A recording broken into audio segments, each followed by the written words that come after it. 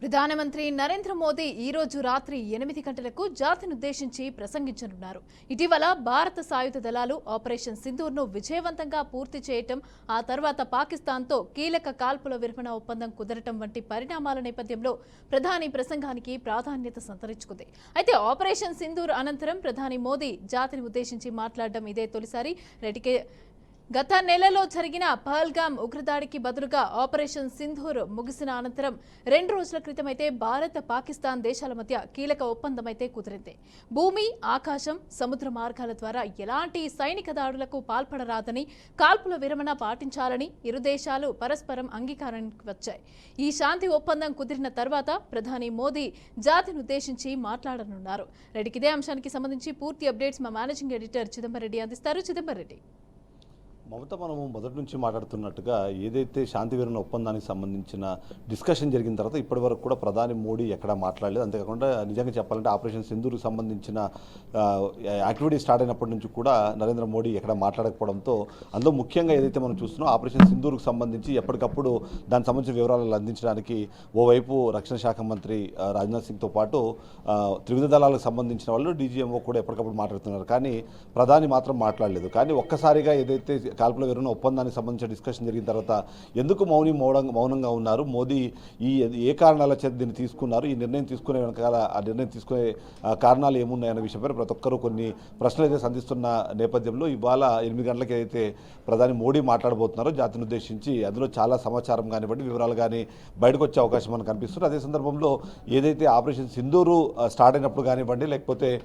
ఏదైతే ఇప్పుడు మనం చూసిన కాల్పుల విరమణ ఒప్పందానికి సంబంధించిన విషయంలో కూడా అక్కడున్న నాయకులు కానివ్వండి, త్రివిధ దళాలకు సంబంధించిన వీళ్ళతో మాట్లాడిన నేపథ్యంలో చాలా కీలకమైన అంశాలు, చాలా కీలకమైన పాయింట్స్ మోదీ మాట్లాడుతూ వస్తున్నారు. అందులో ముఖ్యంగా చూస్తే శాంతి విరమణ ఒప్పందం అన్నది కేవలం ప్రస్తుతం ఉన్న పరిస్థితుల నుంచి, ఆ ఉద్రిక్త పరిస్థితుల నుంచి 2 దేశాలని బయటకు వేయడానికి మాత్రమే అని చెబుతూనే ఏ చిన్నపాటి అలజడి జరిగినా, లేకపోతే భారత్ మీద చిన్నపాటి దాడి జరిగినా సరే దాన్ని యాక్ట్ ఆఫ్ వార్ కింద మేము కన్సిడర్ చేసి యుద్ధానికి దిగుతాము అని చెప్పడం అన్నది మనం రెగ్యులర్ చూస్తున్నాము.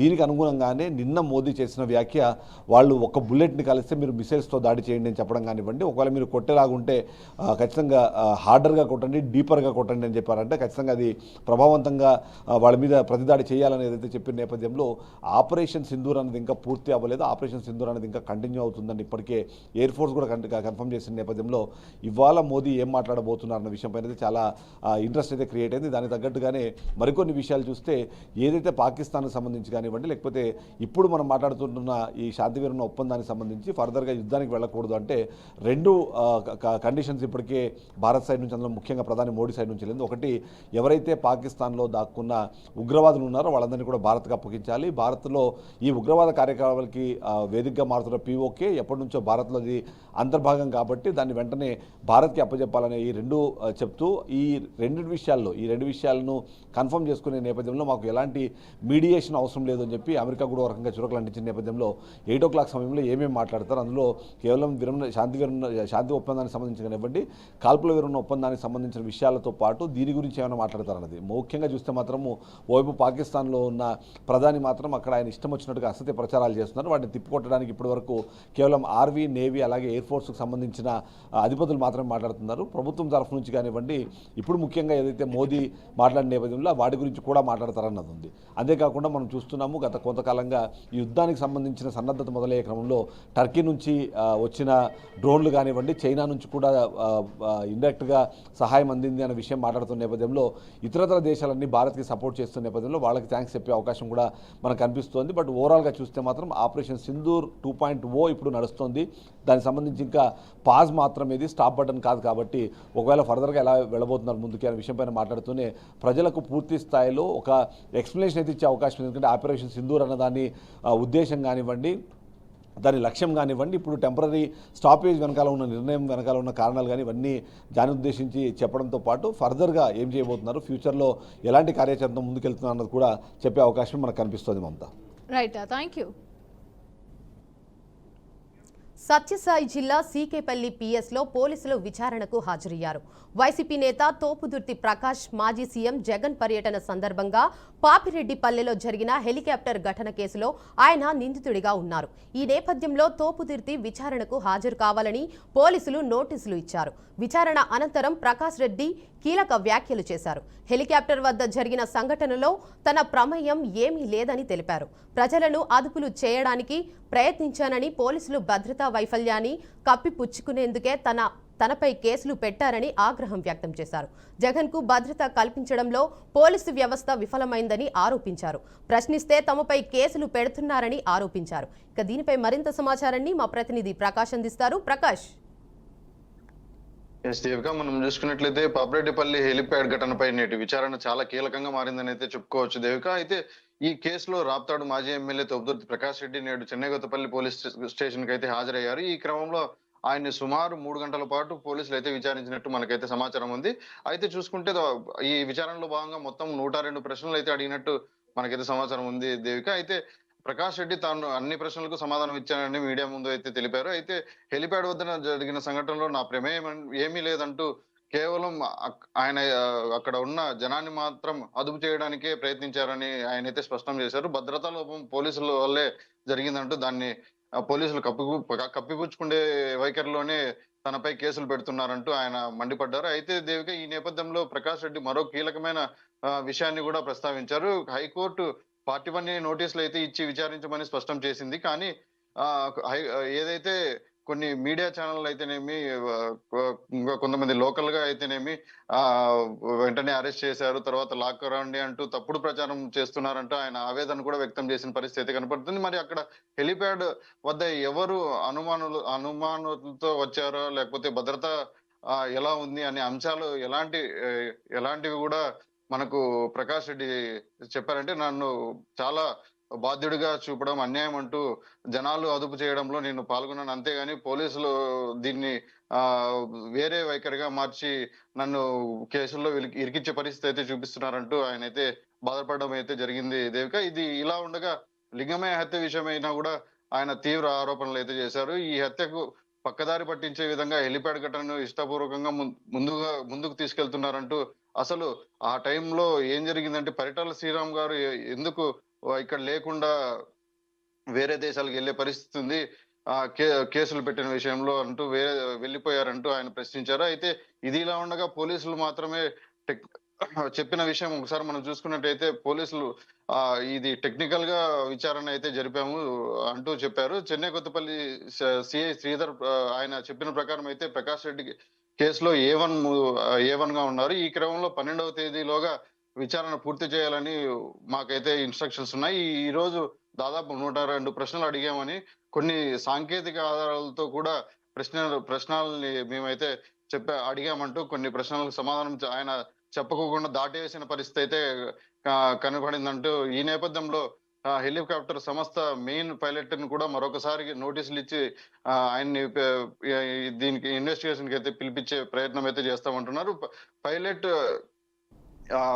వయసు రీత్యా హాజరు కాలేకపోయినా రేపు ఆడియో కాల్ ద్వారా విచారణ చేసేటట్టు కూడా కొన్ని ఇన్ఫర్మేషన్స్ అయితే మనకున్నాయి. అంతేకాకుండా ఈ కేసులో ఈ నెల రోజులుగా ఛార్జ్ షీట్ వేయబోతున్నామని కూడా పేర్కొనడం అయితే జరిగింది దేవిక. ఇక చివరిగా ప్రకాష్ రెడ్డి మీడియా మీదుగా చాలా తీవ్రంగా స్పందించిన విషయం అయితే తెలుస్తుంది. మీడియా నిజంగా చెప్పాలనుకుంటే అసలు లింగమయ్య హత్యలో నిజమైన నిందితులు ఎవరని ప్రశ్నించాలి, కానీ కేవలం నన్ను మాత్రమే టార్గెట్ చేస్తూ హత్య రాజకీయాలను ప్రోత్సహిస్తున్నాయి అంటూ ఇంకొక మాట కూడా అనడం జరిగింది. హంతకుల్ని కాపాడడానికి చేస్తున్న పనిగా ఇది చేస్తున్నారంటూ ఇంకో మాట కూడా అనడం జరిగింది. అయితే మొత్తానికి ఈ వ్యవహారంలో రాజకీయ ప్రతీకారాలే జరుగుతున్న పరిస్థితి అయితే కనపడుతుందంటూ స్పష్టంగా మాకు అయితే ఉందంటూ ఆయన ఆవేదన వ్యక్తం చేసే పరిస్థితి. అసలు న్యాయం ఎవరికి జరుగుతుంది, పోలీసుల బాధ్యత, ఇటు లోకల్ వాళ్ళ బాధ్యత, ఇది ఎవరు తీసుకుంటారంటూ ఆయన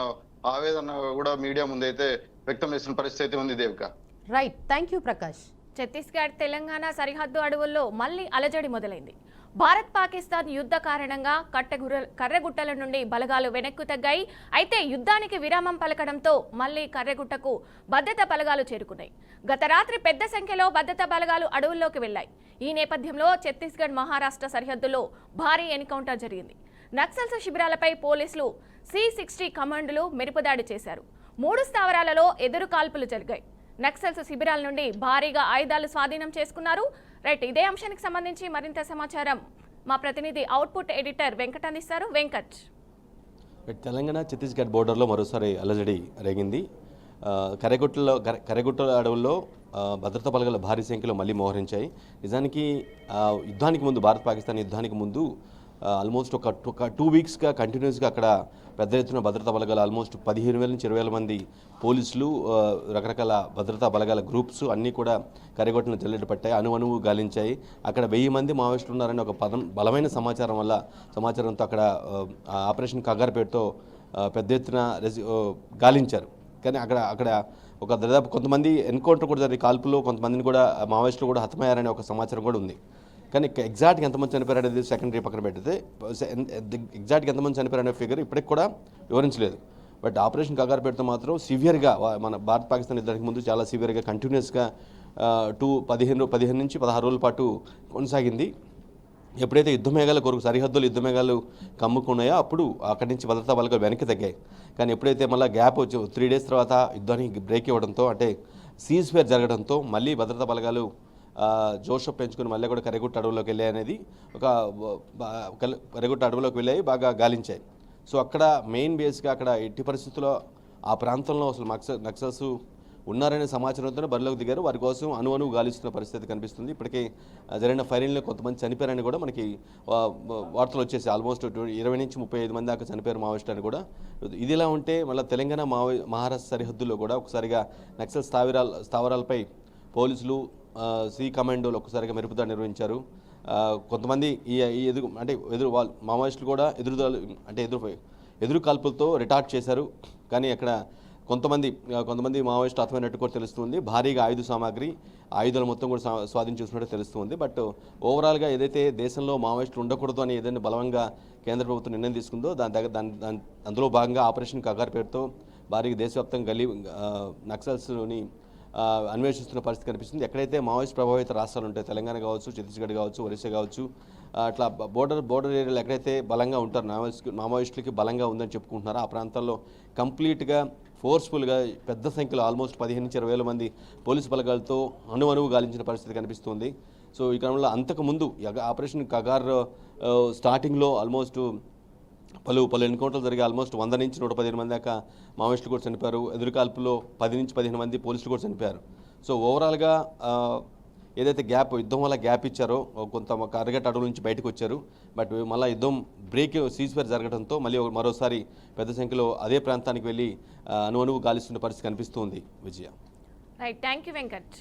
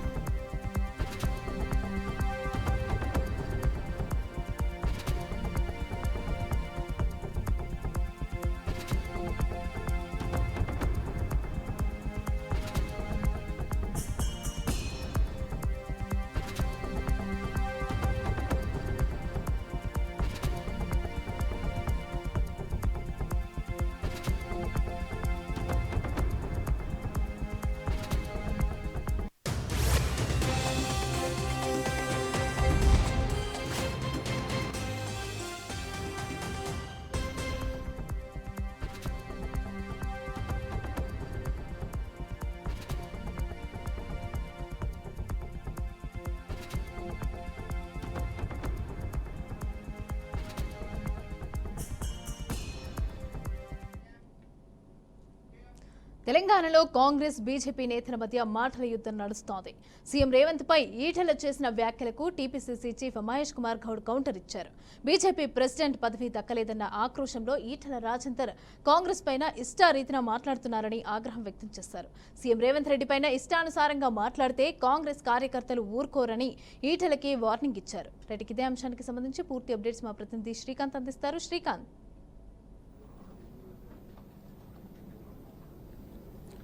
రైట్ మమత, ఏదైతే ఇప్పుడు తెలంగాణలో ఒక మేజర్ ఇష్యూ నడుస్తుందంటే మనకు ఇక్కడ ఇటు కాంగ్రెస్ ఇటు బీజేపీ అన్నట్టుగా హోరాహోరీగా మాటల యుద్ధం అనేది కొనసాగుతూ ఉంది.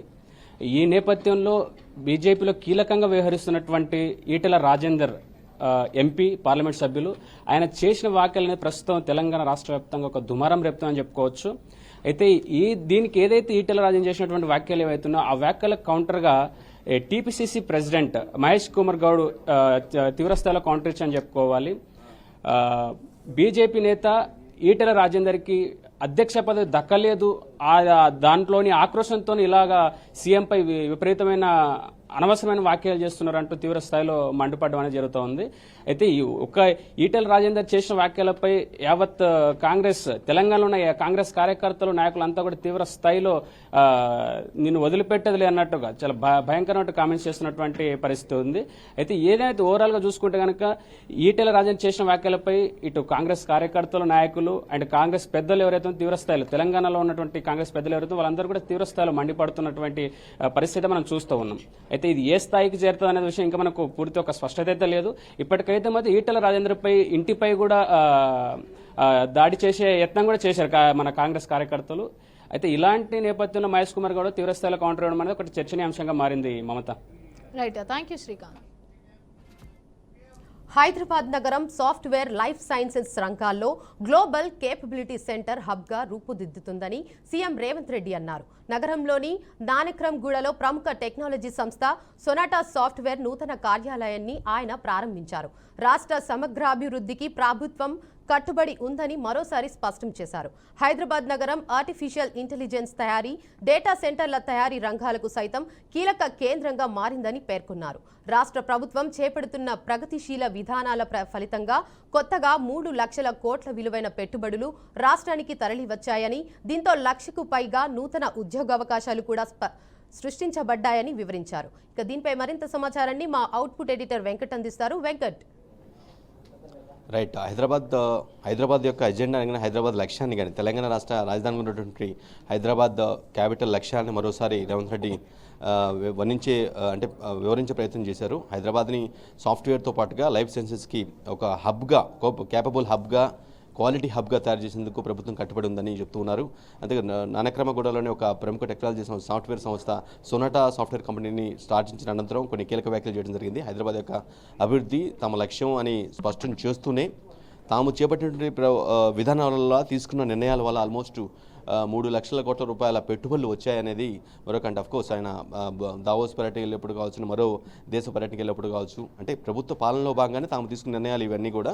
వాటిలో భాగంగానే మేము విదేశాలకు కూడా వెళ్ళి పెట్టుబడులు తీసుకొచ్చాం. ఐటీ ఎగుమతులు కావచ్చు, వీటి రకరకాలుగా ఎగుమతులు తీసుకొచ్చాం. 3 లక్షల కోట్ల మేర ఆ పెట్టుబడులు కూడా తీసుకొచ్చామని చెప్పడం జరిగింది. అంటే ఓవరాల్గా హైదరాబాద్ సమీకృత అభివృద్ధితో పాటుగా యువతకి ఉద్యోగ అవకాశాలు ఇవ్వడంతో పాటుగా పెట్టుబడులు తీసుకురావటం, ఏదైతే డెవలప్మెంట్ బేస్డ్గా కొనసాగించాలనేది తమ ఎజెండాగా చెప్పుకురావడం జరిగింది. ఎందుకంటే గతంలో హైదరాబాద్ డెవలప్మెంట్ పైన, అంటే గత 10 ఏళ్ళుగా జరిగిన ఎంత డెవలప్మెంట్ జరిగింది, ఏం జరిగిందనే దాని మీద విపక్షానికి అధికార పక్షాల మధ్య చాలా రోజులుగా వాదన కొనసాగుతుంది. మేము డెవలప్ చేసామంటే మేము డెవలప్ చేసామని విపక్షాలు. అట్ ది సేమ్ టైం అంటే గత గవర్నమెంట్ బీఆర్ఎస్ ప్రభుత్వం, అట్ ది సేమ్ టైం ఇప్పుడు కాంగ్రెస్ ప్రభుత్వం అప్పుడు ఏం జరగలేదు, అంతా ట్రాష్ ఊరక పైపైన చెప్పించి పైపైన ఒక డ్రామాలు ఆడి తప్పించి వాస్తవంగా అభివృద్ధి జరగలేదు, మొత్తం అవినీతి జరిగిందనేది ఎజెండాగా కాంగ్రెస్ ప్రభుత్వం చెప్పుకొస్తూ ఉంది. సో ఆ హైదరాబాద్ ఓవరాల్ ఎంపవర్మెంట్ కావచ్చు, ఆ డెవలప్మెంట్ కావచ్చు, సమీకృత తెలంగాణ అభివృద్ధి కావచ్చు, ఈ క్రెడిట్ ఎవరికి దక్కాలి, ఏ ప్రభుత్వం చేసింది అనే దాని మీద కూడా ఇప్పటికి కూడా అధికార విపక్షాల మధ్య మాటల యుద్ధం కొనసాగుతూనే ఉంటుంది. పదే పదే ప్రెస్ మీట్లలో కూడా విమర్శించుకునే పరిస్థితి కనిపిస్తుంది.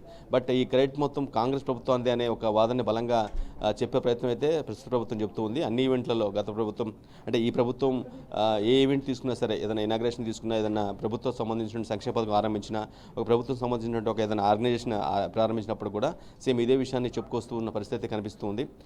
ప్రభుత్వ తెలంగాణ కాంగ్రెస్ ప్రభుత్వ లక్ష్యాలు కావచ్చు, లేదంటే టార్గెట్స్ కావచ్చు, వాళ్ళ టార్గెట్స్ ఏదైతే ఉందో వాటికి సంబంధించి చెప్పుకునే ప్రయత్నం చేస్తుంది. అందులో భాగంగా ఈరోజు కూడా ఒక సాఫ్ట్వేర్ కంపెనీ ప్రారంభోత్సవం కలిగినట్టు రేవంత్ రెడ్డి హైదరాబాద్ లక్ష్యాలు కావచ్చు, లేదంటే హైదరాబాద్ అభివృద్ధి, తెలంగాణ సమీకృత అభివృద్ధి అంశాలన్నింటి గురించి కూడా చెప్తూ కొంత గత ప్రభుత్వం విమర్శించే ధోరణిలో మాట్లాడిన పరిస్థితి కనిపిస్తుంది. ఓవరాల్గా ఈ హైదరాబాద్ మాత్రం లైఫ్ సైన్సెస్లో రంగంలో కావచ్చు, లేదంటేనేమో సాఫ్ట్వేర్ రంగంలో కావచ్చు, లేదంటే ఇంకేదన్నా స్పైసెస్ రంగంలో కావచ్చు, ఇంకేదన్నా రకరకాల రంగాల్లో అన్ని రంగాల్లో కూడా హైదరాబాద్ని టాప్ ప్లేస్లో తీసుకొస్తామని అయితే బలంగా చెప్తున్నారు. ఆ దిశగా అన్ని ఏర్పాట్లు అన్ని పనులు కూడా చేస్తున్నామని, ప్రభుత్వం అన్ని నిర్ణయాలు తీసుకుంటూ ముందుకెళ్తుందని రేవంత్ రెడ్డి చెప్తున్న పరిస్థితి కనిపిస్తుంది.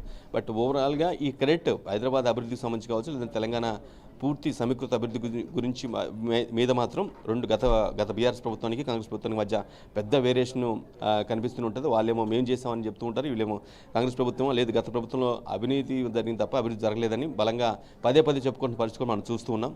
సో మరోసారి కాంగ్రెస్ ప్రభుత్వ లక్ష్యాలు కావచ్చు, లేదంటే హైదరాబాద్ పట్ల వాళ్ళకు ఉన్నటువంటి హైదరాబాద్ అభివృద్ధి పట్ల తమకున్న ఎజెండా గురించి మరోసారి చెప్పే ప్రయత్నం చేశారు Revanth Reddy. Right, thank you Venkat.